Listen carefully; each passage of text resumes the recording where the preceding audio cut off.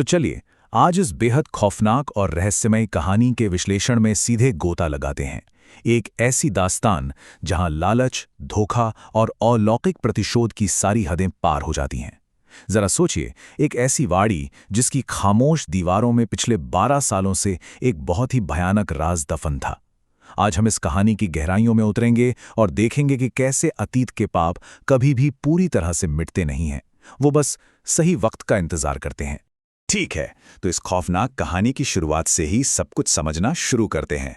12 सालों से चलता रहा बदले का सांस, सच्चे दिल ने खोला द्वार। ये सिर्फ एक लाइन नहीं है, ये इस पूरी कहानी का एकदम सटीक निचोड़ है।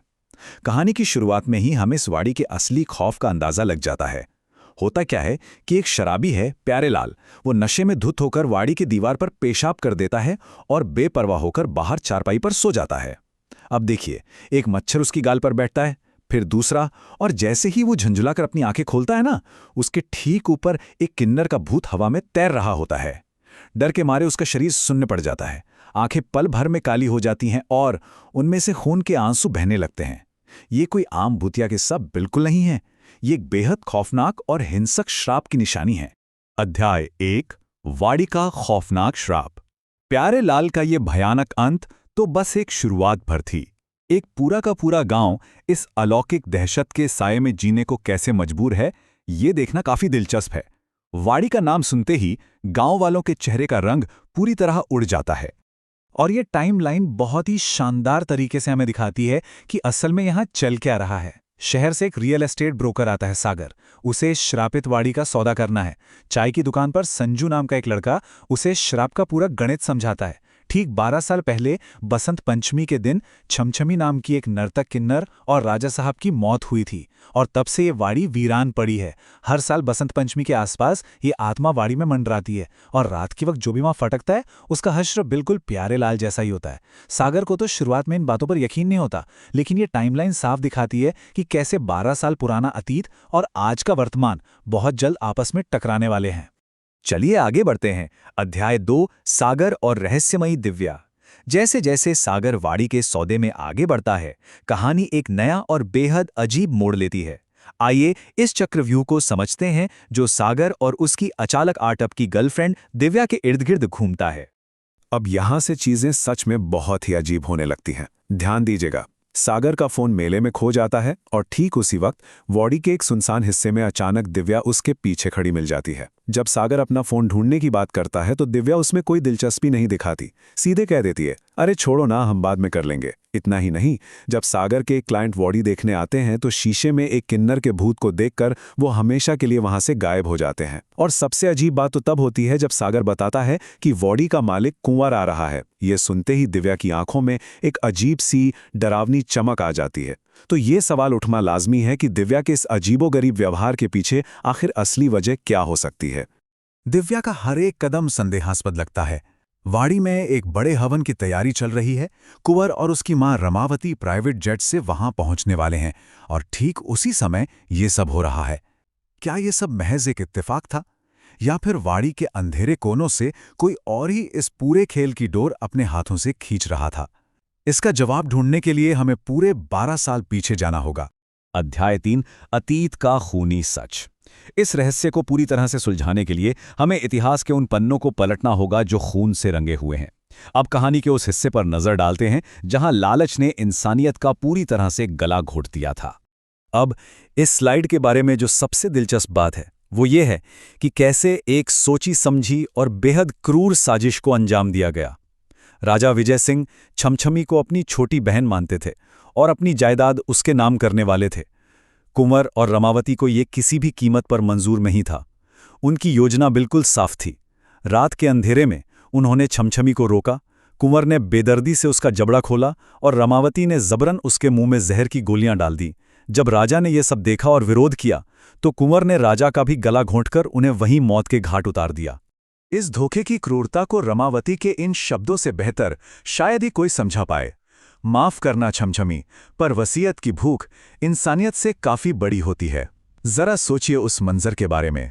छमछमी तड़प रही थी, उसकी आंखें पीछे की ओर घूम गई थीं और मुंह और आंखों से खून बहने लगा था। राजा का निर्जीव शरीर भी ठीक छमछमी के पास ही पड़ा था। ये सिर्फ एक हत्या नहीं थी, ये अपनों के ही द्वारा किया गया एक ऐसा जघन्य अपराध था जिसने वाड़ी की नींव में एक ऐसे श्राप को जन्म दिया जिसे मिटाना लगभग नामुमकिन था।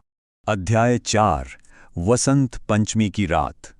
और वही श्राप 12 साल बाद बसंत पंचमी की उसी रात को अपना हिसाब चुकता करने के लिए लौट कर आता है।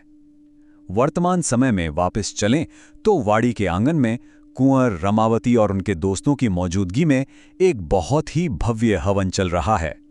मंत्रों की गूंज और आग की लपटों के बीच अचानक दिव्या का चेहरा बदल जाता है। उसकी आंखें पीछे की ओर घूम जाती हैं। वो सीधे हवन कुंड के पास बैठे पंडित पर झपटती है और अपने लंबे नाखूनों से उसका गला चीर देती है। खून की बूंदें पास रखी आटे की पुतलियों पर गिरती हैं और फिर सागर के ठीक सामने दिव्या जोर से चीखती है और उसका चेहरा एक पुरुष जैसी महिला में बदल जाता है।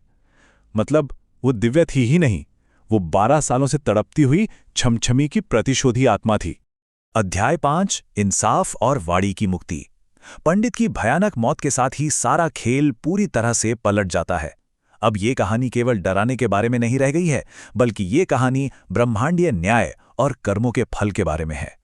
वाड़ी की मुक्ति का समय अब आ चुका था। तो यहां सबसे महत्वपूर्ण बिंदु ये है कि ये प्रतिशोध कितनी सटीकता से लिया गया। ध्यान से देखिए, ये एक बिल्कुल सटीक दर्पण प्रतिबिंब की तरह है। जैसे 12 साल पहले कुंवर ने राजा का गला दबाया था और छमछमी की आंखों से खून बहा था, ठीक वैसे ही छमछमी भूतिया रूप में हवा में उड़ते हुए कुंवर और रमावती का गला पकड़ती है और उन्हें दीवार से सटा देती है। उनके मुंह से खून निकलता है, आंखों से खून बहता है और मरने के बाद उनके शरीर ठीक उसी तरह एक दूसरे के पास गिरते हैं जैसे 12 साल पहले राजा और छमछमी के शरीर गिरे थे। कर्म का यह सिद्धांत यहां भयानक रूप से पूरा होता है। इस पूरी खूनी घटना के बीच एक कथन इस कहानी में बहुत ही गहरा भावनात्मक पहलू जोड़ देता है। छमछमी कहती है कि उसे प्रकट होने के लिए सच्चे प्यार की जरूरत थी। 12 साल पहले उसे वो प्यार अपने मुंह बोले भाई राजा विजय सिंह से मिला था, और आज सागर के दिल में जो दिव्या के लिए सच्चा प्यार था, असल में उसी ऊर्जा ने छमछमी की आत्मा को वो ताकत दी जिससे वो इस भौतिक दुनिया में अपना प्रतिशोध पूरा कर सकी। घृणा को हराने के लिए प्रेम का ये जो इस्तेमाल है ना, वो इस कहानी को एक गजब की काव्यात्मक गहराई देता है। और अब आइए उस मोड़ पर चलते हैं जो सच में दिमाग को झकझोर कर रख देता है। प्रतिशोध पूरा होने के बाद छमछमी गायब हो जाती है और दिव्या बेहोश हो जाती है। लेकिन असली सदमा तो 3 दिन बाद आता है। सागर बस स्टॉप पर बैठा है। दिव्या आकर उसे उसका खोया हुआ फोन देती है। फोन में दिव्या की अनगिनत मिस्ड कॉल्स हैं जो लगातार पूछ रही हैं कि वो कहाँ है। और तभी सामने से एक बस आती है और उसमें से गुस्से में लाल असली दिव्या उतरती है और सागर के गाल पर एक जोरदार तमाचा जड़ देती है। जी हां, असली दिव्या तो वाड़ी कभी पहुंची ही नहीं थी। शुरुआत से लेकर अंत तक वो छमछमी का भूत ही था जो दिव्या का रूप धरकर सागर के साथ घूम रहा था ताकि वो कुंवर को वाड़ी तक ला सके और अपना बदला पूरा कर सके। क्या कमाल का ट्विस्ट है ये। तो वाड़ी अब शांत है, हर बंधन से मुक्त। लेकिन ये कहानी हमें एक ऐसे विचार के साथ छोड़ जाती है जो काफी लंबे समय तक हमारे जहन में गूंजता रहेगा। क्या कोई श्राप कभी सच में तब तक खत्म होता है जब तक कि लालच की पूरी कीमत खून से ना चुका दी जाए? कर्मों का हिसाब एक न एक दिन जरूर होता है और कभी-कभी वो 12 साल के लंबे इंतजार के बाद किसी बहुत ही खौफनाक रूप में लौट कर आता है। इस विश्लेषण से जुड़ने के लिए बहुत बहुत धन्यवाद। उम्मीद है ये खौफनाक सफर काफी दिलचस्प रहा होगा।